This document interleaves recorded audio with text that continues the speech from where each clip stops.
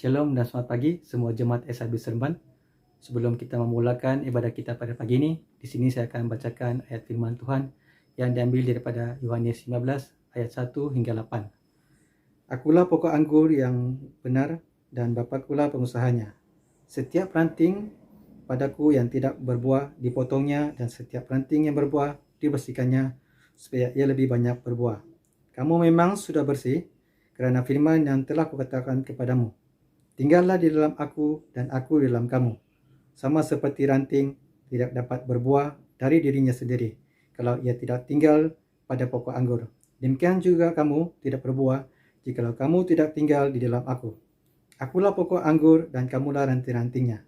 Barang siapa tinggal di dalam aku dan aku di dalam dia, ia berbuah banyak, sebab di luar aku kamu tidak dapat berbuat apa-apa.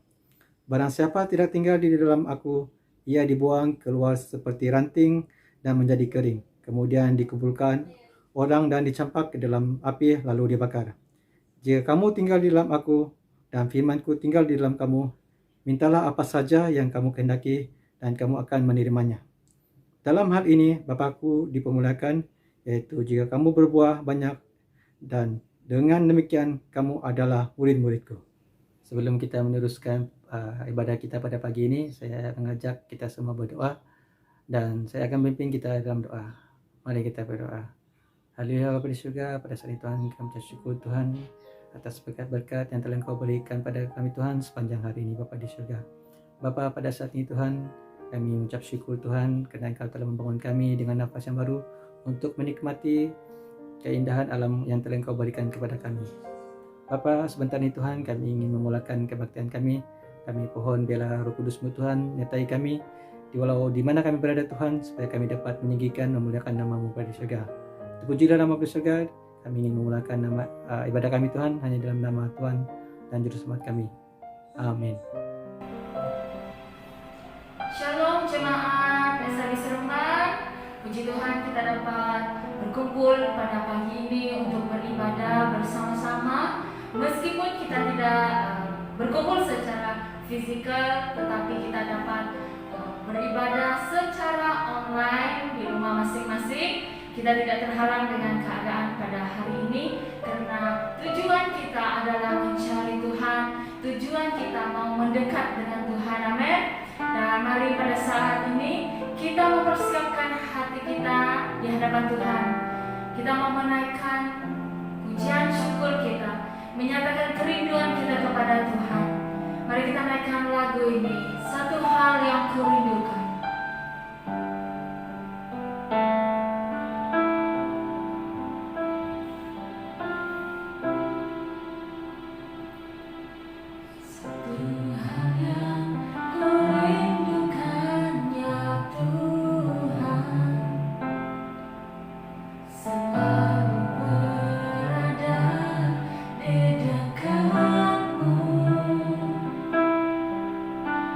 Dengan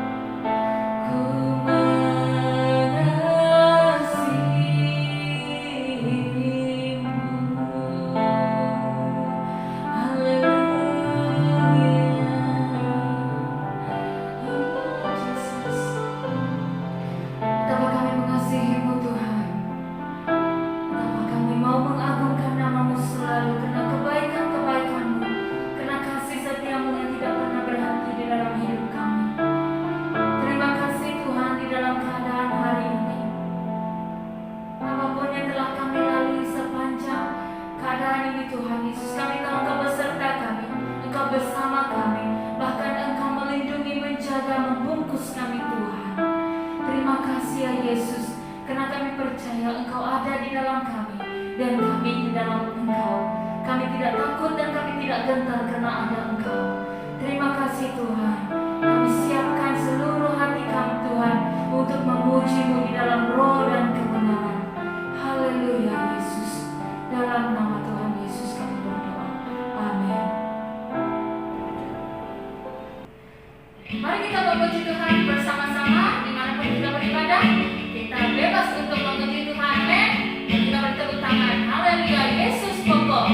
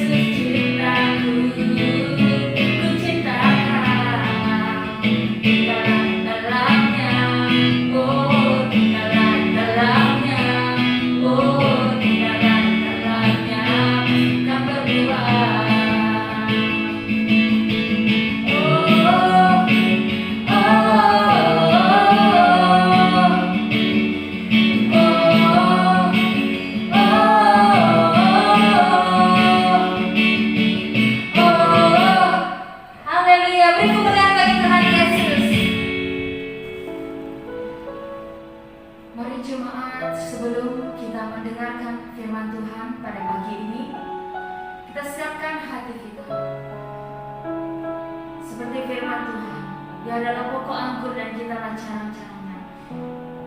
Kita tinggal di dalamnya, berbuah lebat.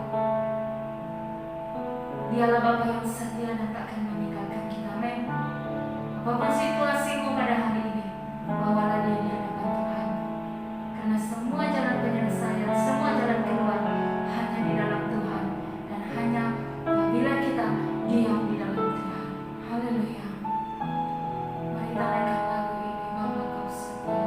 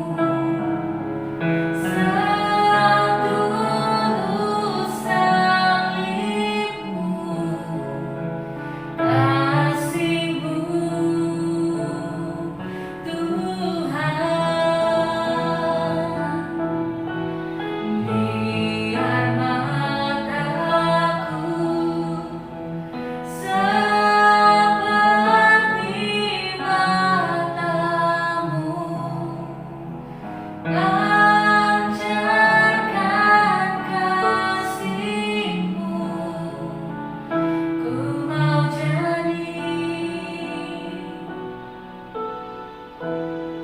seperti-Mu. Sekali lagi kita naikkan lagu ini. Bapa Kau setia, Bapa Kau setia, Yesus, takkan meninggalkan, dan ku percaya Engkau milikku dan ku milik-Mu. Kerinduan kami Tuhan,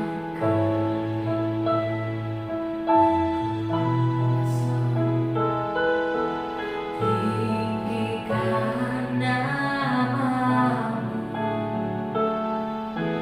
karena ku tahu Engkau dalamku dan ku dalam-Mu.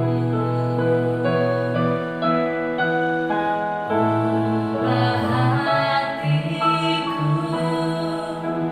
seperti hati-Mu, setulus salib-Mu, kasih-Mu, Tuhan. Biar mataku seperti mata-Mu, pancarkan kasih-Mu, ku mau jadi hatiku. Ubah hatiku seperti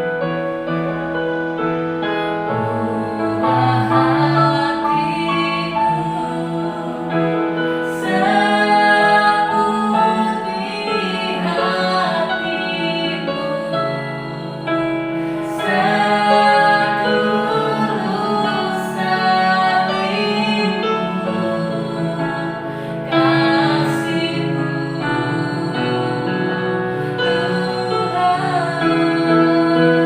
Tuhan. Biar mataku seperti mata-Mu, pancarkan kasih-Mu, ku mau jadi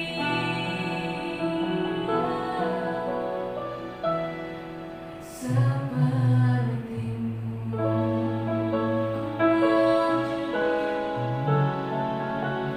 Ku mau jadi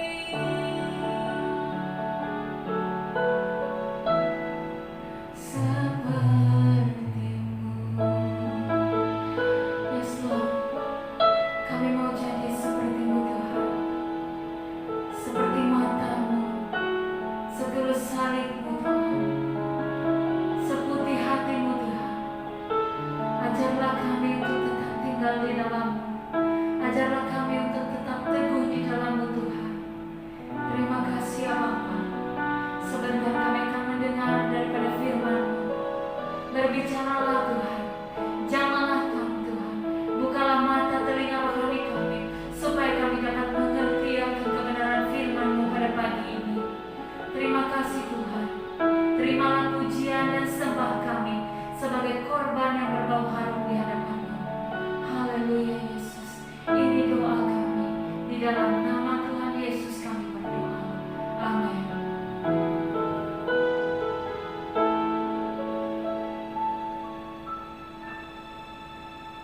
Shalom semua jemaat Tuhan yang terkasih, dimanapun kita sekalian berada bersama dengan keluarga kita masing-masing. Saya mau mengucapkan selamat beribadah. Tuhan Yesus menjaga, menyertai kita, bahkan memberi kita pengharapan, kekuatan yang baru dalam kita melalui hari-hari situasi dalam keadaan negara kita, pada hari ini. Dan tema firman Tuhan untuk kita belajar bersama-sama pada pagi hari ini bertemakan mengenal Yesus yang tinggal di dalam orang yang percaya. Saya tidak membaca untuk kita karena tadi MC di awal ibadah kita sudah membacanya untuk kita bersama-sama, dan yaitu yang terdapat di dalam Injil Yohanes 15 ayat 1 sehingga ayat yang ke-8. Mengenal Yesus yang tinggal di dalam orang yang percaya. Di dalam perumpamaan ini, Yesus menegaskan bahwa Dia, Yesus Kristus sendiri adalah pohon anggur yang benar.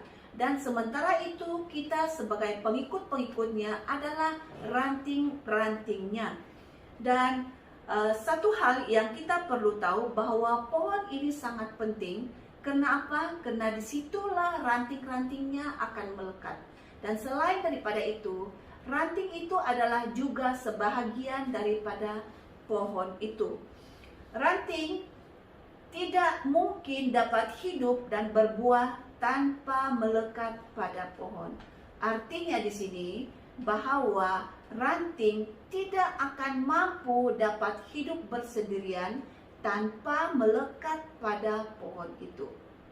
Kita adalah ranting-ranting dan Yesus adalah pohonnya. Itu sebabnya kita perlu melekat baik di dalam ataupun pada pohon, yaitu Yesus Kristus, karena firman Tuhan menegaskan bahwa di luar Tuhan Yesus kita tidak mampu berbuat apa-apa. Dan selain daripada itu, untuk berbuah dan untuk hidup, kita perlu melekat pada pohon, yaitu Yesus Kristus. Karena tujuan kita hidup di dunia ini adalah untuk menghasilkan buah. Dan kita juga perlu tahu bahwa menghasilkan buah adalah fungsi dan misi sesebuah pohon. Tujuan hidup seseorang adalah apabila dia memberikan buah. Ini merupakan intisari sebenar daripada perumpamaan yang Yesus nyatakan lewat pembacaan kita, di mana Yesus ingin supaya kita sebagai rantingnya menghasilkan buah yang tidak putus-putusnya di dalam kehidupan kita setiap hari. Menghasilkan buah adalah fungsi dan misi sesebuah pohon. Maksudnya di sini bahwa tujuan hidup kita di dunia ini adalah apabila kita memberikan buah. Tidak penting berapa lama usia seseorang, yang terpenting adalah di usia yang dijalaninya ia memberikan buah. Saudara yang kekasih, usia kita tidak terlalu penting bagi Tuhan. Tetapi yang sangat penting bagi Tuhan kita adalah saat kita menjalani usia kita di dunia ini, kita memberikan buah, kita menghasilkan buah bagi Tuhan kita Yesus Kristus.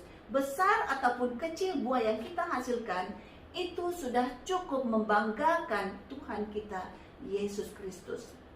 Ranting yang melekat baik pada pohon akan memperolehi makanan dan air untuk tumbesarannya, sehingga dia semakin hari semakin menjadi semakin kuat, semakin kokoh, bahkan mengeluarkan buah. Jadi saudara, ini merupakan tujuan kita hidup di dunia ini, di mana kita harus memastikan kita hidup berbuah bagi Tuhan. Saya percaya, saya tahu bahwa kita memiliki latar belakang yang berbeza, namun kita memiliki kerinduan yang sama, di mana kita ingin berbuah dan menghasilkan buah untuk memberkati orang-orang yang ada di sekitar kita, bahkan juga bagi Tuhan. Namun pertanyaan saya di sini adalah, buah seperti apakah yang sudah kita hasilkan, atau hidup kita masih belum berbuah sama sekali? Di dalam perumpamaan yang telah kita baca, di mana Yesus mau menunjukkan kepada kita ada dua hal yang perlu berlaku untuk kita memiliki hidup yang berbuah. Poin yang pertama adalah rantingnya harus dikerat ataupun harus melalui proses pemangkasan. Di awal kami menyewa di tempat ini. Owner rumah ini sudah memberitahu kepada kami bahwa di belakang rumah ini, di bahagian dapur, ada sebuah pohon anggur yang sudah lama tidak dijaga tetapi masih hidup. Dia berkata kepada kami, kalau kami mau terus menjaga boleh, kalau kami mau buang pun itu terpulang kepada kami. Jadi saya mengambil keputusan untuk menjaga saja pohon itu, dan sebelum itu saya memangkas pohonnya. Dan tidak lama selepas itu, pada PKP dari tahun yang lepas, dia kembali bertumbuh, dan bapak saya sangat minat melihat pohon anggur itu, dan dia mulai belajar bagaimana menjaga sebuah pohon anggur sehingga dia dapat menghasilkan buah. Dan stop di situ. Pada beberapa masa yang telah lepas, sewaktu bapak mereka sudah balik ke Sarawak, saya menjenguk kawan saya yang ada di kawasan perumahan ini, juga orang Indonesia, kawin Cina. Dan bila saya masuk di situ, di kawasan rumah dia, saya melihat ada sebuah pohon anggur yang kalau dilihat dengan mata kasar, pohon dia sangat kering, tidak cantik, juga gondol, tidak ada banyak daun-daun, dan cuma ada berapa saja cabang yang ada. Tetapi yang menarik minat saya di situ adalah di mana di pohonnya ada banyak gugusan-gugusan buah anggur yang masih kecil-kecil yang bergayut di atas pohon itu. Dan saya bertanya kepada dia bagaimana cara dia menjaga pohon anggur itu.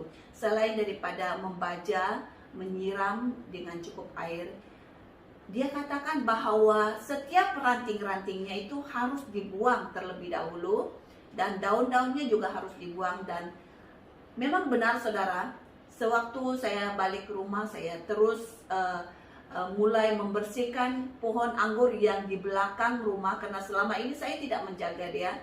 Jadi dia menjalar, banyak menjalar, dia ada banyak dahan-dahan, dan daun-daunnya juga banyak rimbun. Jadi saya ke belakang dan saya memotong sebahagian besar daripada dahan-dahan yang sudah banyak menjalar, dan membuang daun-daunnya. Hanya daun-daun yang masih muda saya kasih tinggal. Jadi benar, dalam beberapa waktu setelah itu, saya sudah lupa berapa lama, baru saya perhatikan bahwa ada 3 gugusan buah anggur yang mulai berbuah. Ada beberapa biji buah dia yang masih kecil. Saudara yang saya kasih dalam Tuhan, perumpamaan tentang pohon anggur ini menjelaskan bahwa untuk berbuah, pohon itu pertama-tama harus dibersihkan, di mana rantingnya dibersihkan bersama dengan daun-daunnya. Jadi saudara, untuk sesebuah pohon anggur itu berbuah, yang pertama-tama yang harus dilakukan adalah dahan-dahannya yang banyak yang menjalar harus dipotong, dipangkas terlebih dahulu, dan juga daun-daunnya juga harus dibersihkan. Baja dan penyiraman air juga sangat diperlukan untuk menyuburkan pohon itu.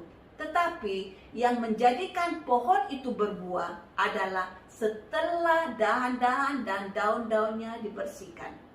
Saat dahan-dahan dan daun-daun pohon anggur itu dipotong, dipangkas, sudah pasti dia akan meninggalkan kesan bagi ranting-rantingnya, di mana rantingnya pasti akan terluka. Tetapi tujuan pemangkasan itu adalah supaya ranting itu akan menghasilkan buah. Saudara yang kekasih di dalam Tuhan, Tuhan ingin mau kita supaya kita berbuah bagi Tuhan.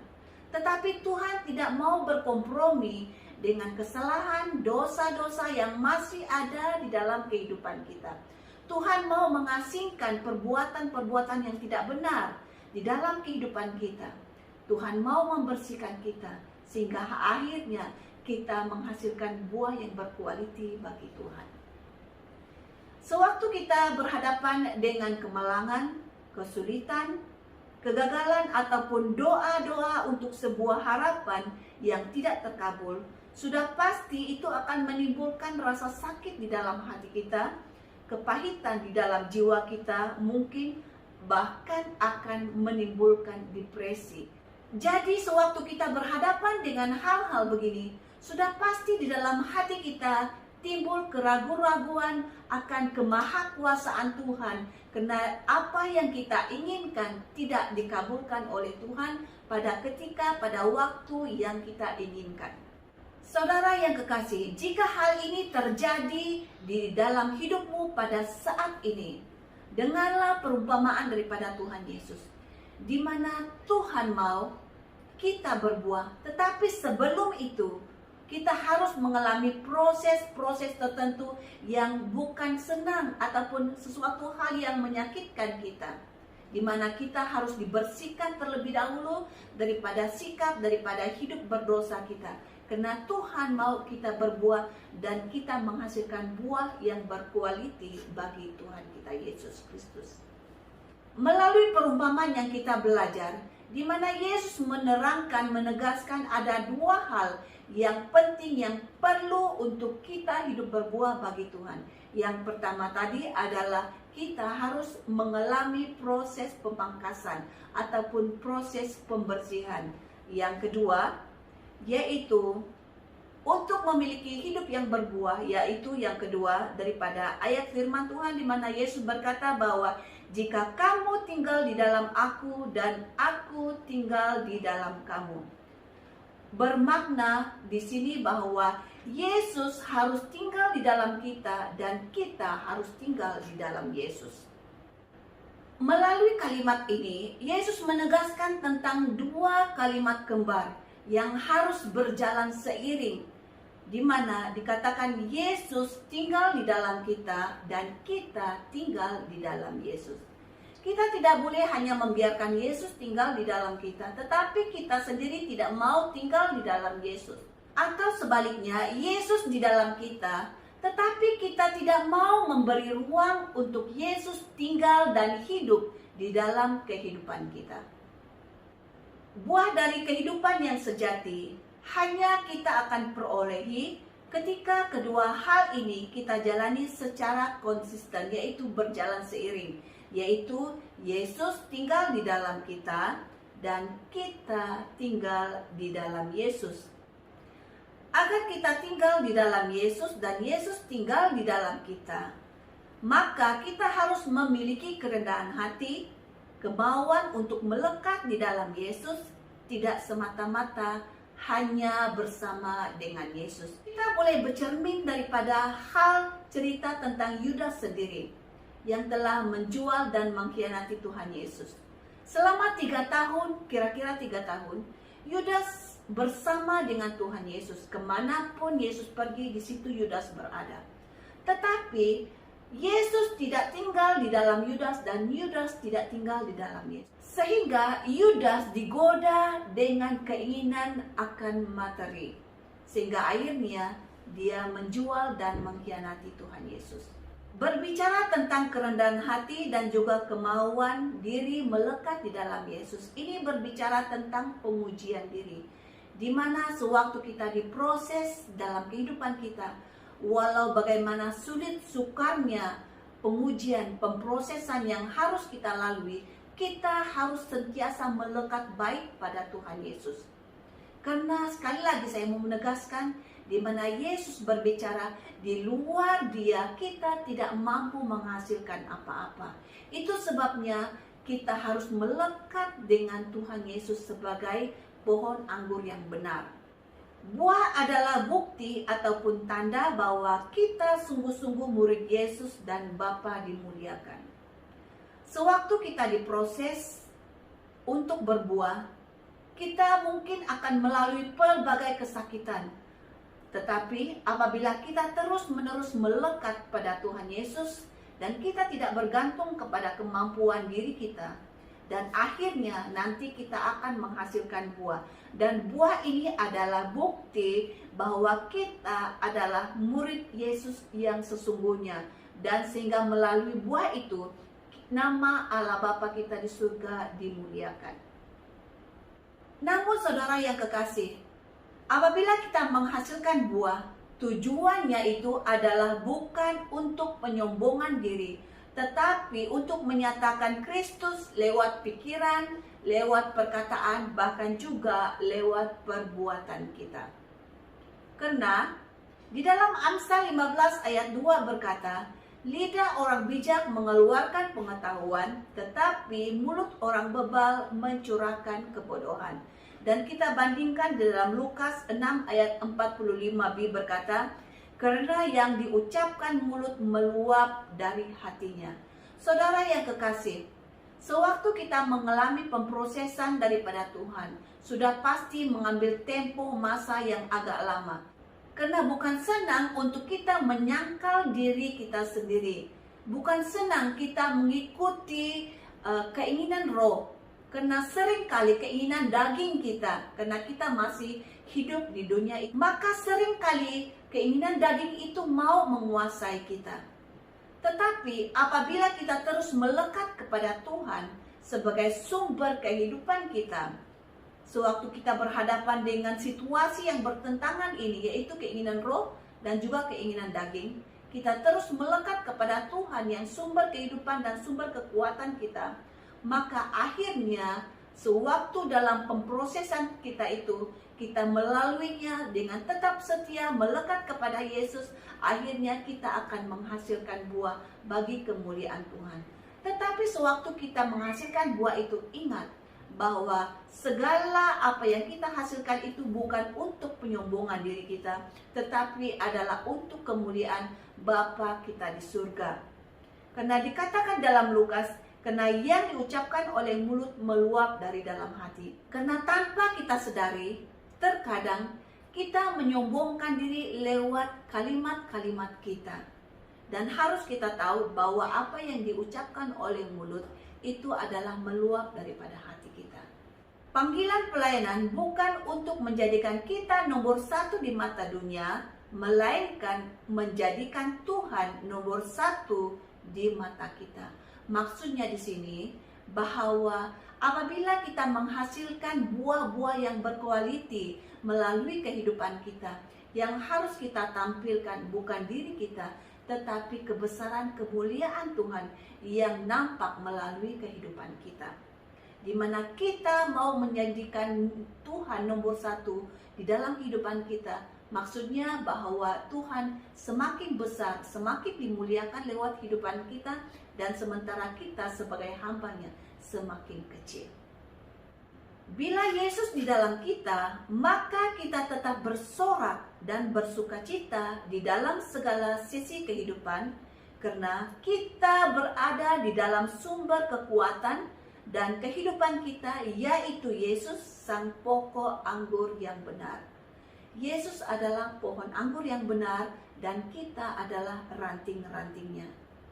Ranting-ranting yang melekat baik pada pokok akan memperoleh makanan dan juga air untuk tumbuh besaran, sehingga ranting itu akan semakin kuat dan mengeluarkan buah yang berkualiti.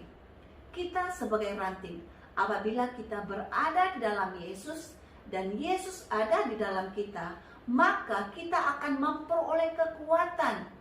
Walaupun di dalam situasi keadaan apapun yang kita lalui, namun kita tetap berdiri teguh, kita memperoleh kekuatan karena Yesus adalah sumber kekuatan kita.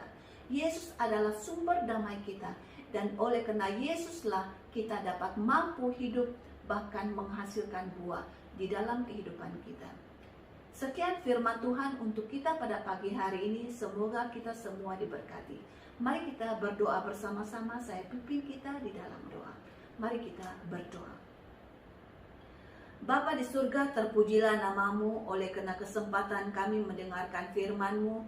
Ajar kami Tuhan supaya kami menjadi ranting-ranting yang tetap bergantung harap kepada Engkau. Biar kami sentiasa hidup di dalam Engkau dan Engkau Yesus hidup di dalam kami. Di dalam apapun situasi yang kami lalui, kami tetap kuat mengharunginya karena kami percaya bahwa kami di dalam naungan Tuhan dan kekuatan Yesus akan memampukan kita dan kami melalui kehidupan kami yang kami lalui pada masa-masa sekarang. Terima kasih Tuhan, dalam nama Yesus kami sudah berdoa. Amin.